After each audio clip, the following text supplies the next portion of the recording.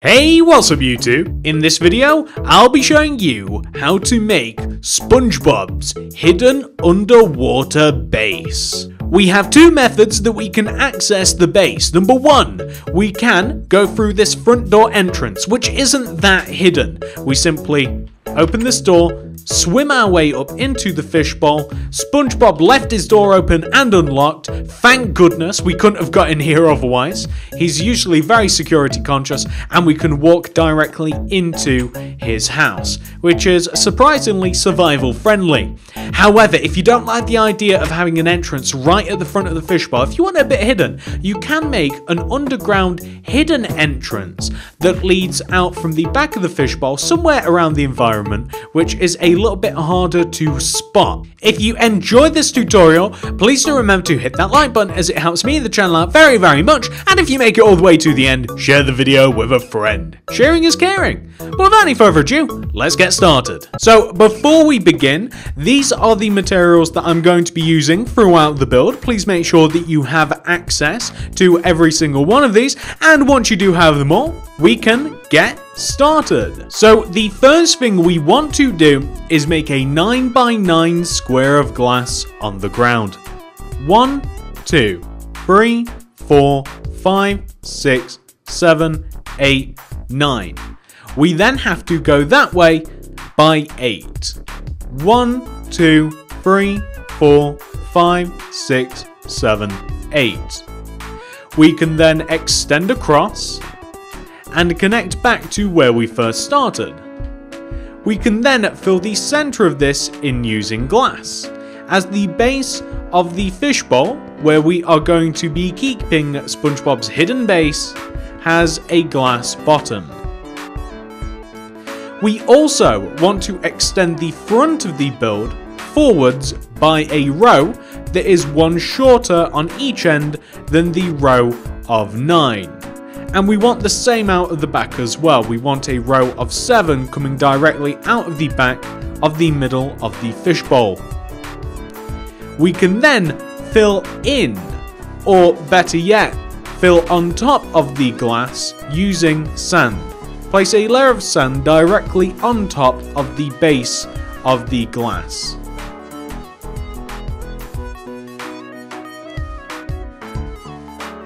Like that. Come to the front center of the bowl.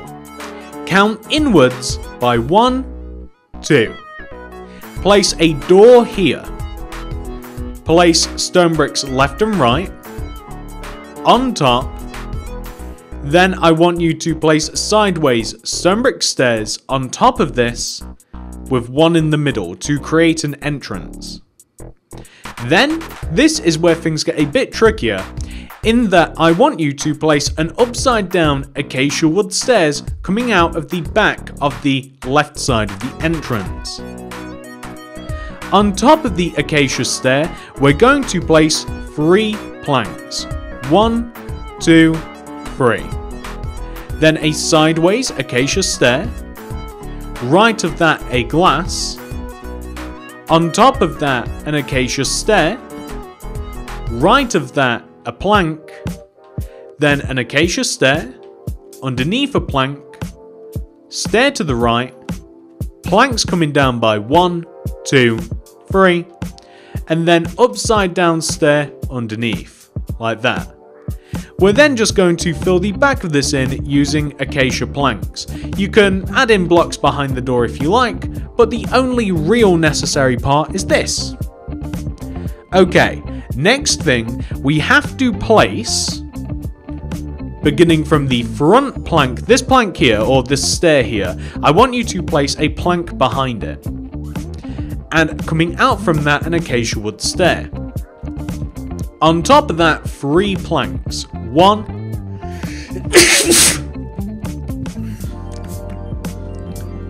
2, 3. Then place a sideways stair on top. A plank coming inwards.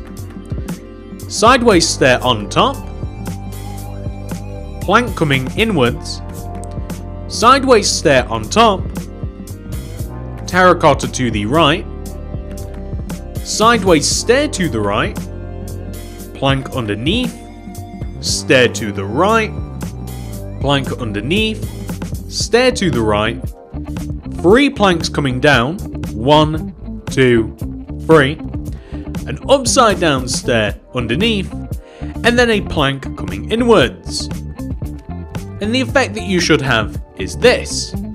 Now, once you have that, we want to take all of the outer blocks here and we want to extend them backwards by 2 rows, which means 1, 2, and then the same for every single block.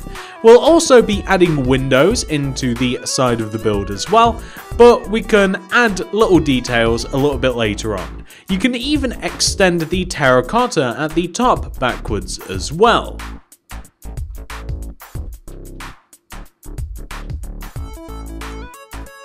Got a little bit confused there. So now that you have done that, all we have to do is seal up the back of our pineapple. And to do that, we basically want to copy sort of what we have on the front of our pineapple. So all that means is that we want to, coming inwards from each of these stairs at the base, we want to place another plank coming inwards, upside down stairs in front of each of those planks, place 3 planks on top of the stairs, 1, 2, 3, 1, 2, 3, sideways stairs on top, planks inside of those, as otherwise you'll have a little gap. We then want to place sideways stairs coming up and inwards, so we'll probably just place a plank so that we can actually place it here. Place the sideways stairs like this, delete those planks, and then we have to place planks inside just like that, as that will cover up the little hole that we had. We also want to connect them together at the top using a plank like this, and then you can either fill in the back or you could add a couple more layers of the pineapple. However, I'm just going to be filling the back in using some planks. It depends how big you want SpongeBob's little hidden base to be. Now that you've done that, I would highly recommend adding a couple of windows around the house. Just knock a block into the side of the house like this, just in the side, and just place a glass pane like that, and that'll function quite nicely. We're also going to expand on the green at the top of the build, so I want to take this middle terracotta block, extend it left one, right one, and then I'm going to expand out the leaves a little bit more. Coming diagonally from this front block, I'm going to place outwards and diagonally a terracotta, 1, 2 on top. Same coming out of the back, diagonal, 1, 2 on top. Coming out here, diagonally, 1, 2 on top. And the same to the right, diagonal, 1, 2. And in between all of these, we have to place 1, 2, 1, 2, 1, 2, 1, 2, like this. And there you will have a very nice pineapple. The only last bit of detail that I would recommend adding has us coming to the side like this. Gonna dump the last 3 materials in the inventory. Gonna grab cobblestone wall, stone slabs, and coming above the window, upside down stone brick stair, wall on top, slab on top like that. And that is SpongeBob's house pretty much done. A couple more things that you might want to add later on might include some water and some coral and some, well, kelp and that sort of stuff. But for now, we are going to leave it. Oh, one last little bit of detail actually to add to the house. If we add some stone buttons around the entrance like that, there we go. It just looks a little bit more authentic, a little bit better. But now we have to work on the rest of the fishbowl. So I want you to grab the glass itself, and I want you to come to the left side of the house, and going left of this sand right here, place a glass block. Place an up left diagonal glass block, 1 on top. Up left diagonal glass block, 6 on top. 1, 2, 3, 4, 5, 6. 3 upright diagonals, 1, 2, 3. go right one. We're then going to grab the white glass. We're going to do an upright diagonal. We're going to go right by 4. 1, 2, 3, 4, like that. We're then going to place a bottom right diagonal using the glass. Right one. 3 bottom right diagonals. 1, 2, 3. Gonna go down by 6. 1, 2, 3, 4, 5, 6. Bottom left diagonal. Down 1. Bottom left diagonal to connect back to the house. And there you go. What we're now going to do is extend all of those glasses backwards. So we want to extend all of the glasses backwards, each by 8. But you don't even have to count really, because you just have to line it up to the same place on the back where you started on the front, meaning where we have this row of sand, extend the glass as far back as here. And you only have to do that with every single glass. It might take a while. Don't bother extending the white glass, however, as that has a couple of different rules applied to it.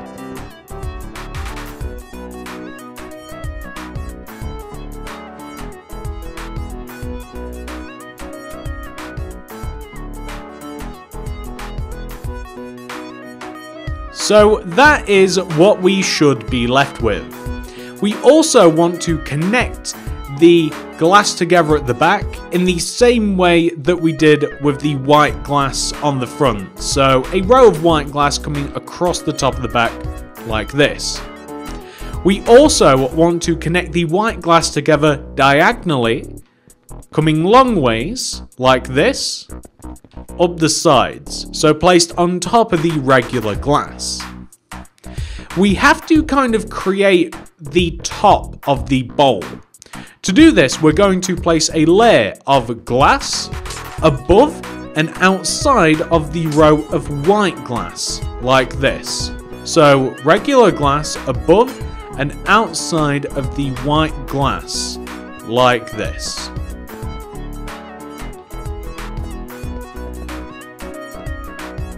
And we just want to do that one time like that. And then once more, we're just going to place a layer of glass this time. It's very similar, except we're not going to connect it together at the corners. So it's just a little bit different. We just don't connect it together at the corners, and that is the only difference with it. It just gives it a slightly different shape. It doesn't make it look as chunky at the top as it would otherwise. Like that. You see, that's a really cool top. Now, all we have to do is complete the front and the back. We just have to add a few layers of glass.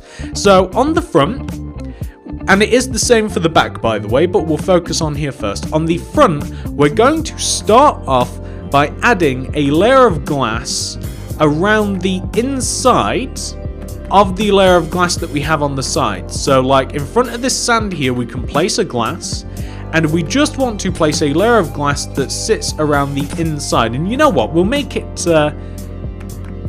yeah, we're not going to have the first layer connect together, so we don't want it to actually connect together at the corners, similar to what we did up top. On the last layer, the glass doesn't want to connect together at the corners. That's an important distinction. However, the next layer of glass is going to, and all of the other layers as well. So just going all the way around like that, it will connect to the sand. We are now going to add 3 more layers. And the way that we're going to do this is we're going to simply place it in front of, and we're going to connect it together in the corners as we have with all of the other glass. So it has to connect together in the corners, not how we did the previous layer, but this one actually does have to connect together, and we will be doing this for every layer beyond here. So that's actually 1 layer. We have to do this 2 more times now, ladies and gentlemen. We're going to do this 2 more times so that the fish bowl is shaped properly. Because you guys have seen fish bowls before. You might even have a pet fish.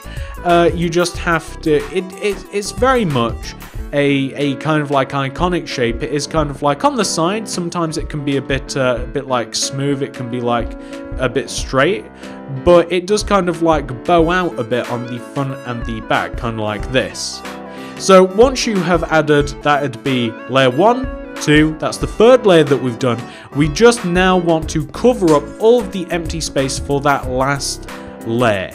And we want to just completely cover up this big giant hole that we've got at the front of our fishbowl, like this.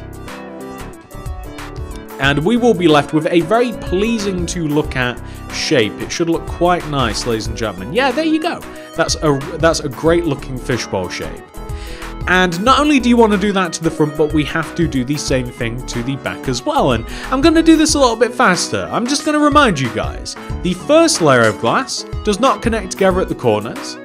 Then we do 2 more layers after the first layer, which does connect together. And then the final layer is just basically to cover the hole that is left. So I'm just going to speed this up a little bit, ladies and gentlemen, because you've seen me do this a couple of times already. And then we can add some more details.